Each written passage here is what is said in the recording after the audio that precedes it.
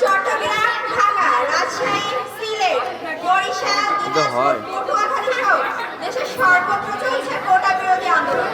ছাত্রছাত্রীরা মাঠে নেমে কোটা বিরোধী আন্দোলন করছে। বেগুন চাষ করে কোটিপতি পটুয়াখালীর ফক্কু মিয়া। বেগুন তার প্রিয় খাবার। সকালে বেগুন ভর্তা, বিকালে বেগুন পোড়া, আর রাতে বেগুন ভাজি ছাড়া তার চলেই না। বুলেট নিক্ষেপ 2000-এর বেশি আহত, নিহত অন্তত 300 জন। আহতদের নিকটস্থ হাসপাতালে ভর্তি করা হয়েছে। প্রধানমন্ত্রী সহিংসতায় নিহতদের প্রতি শোক ঘোষণা করেছেন। মসজিদ, মন্দির, গির্জা ও প্যাগোডায় দোয়া ও প্রার্থনার জন্য অনুরোধ জানিয়েছেন। ছাত্রছাত্রীরা রাষ্ট্রীয় শোকের প্রহসন বলে উল্লেখ করে সকলের পক্ষে লাল পর্দা আহ্বান জানিয়েছেন। শামসুল মিয়ার পুকুরে ধরা পড়েছে 5 কেজি ওজনের একটা বড় বোয়াল মাছ।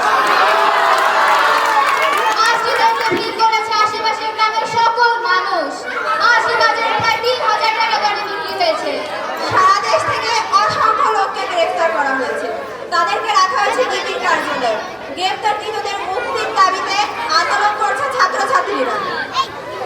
সংবাদ শেষ হলো। সারা দেশে শান্তি বিরাজ করছে। নিশ্চিন্তে বালিশে মাথা রেখে ঘুমাতে পারছে প্রত্যেক শ্রেণীর মানুষ।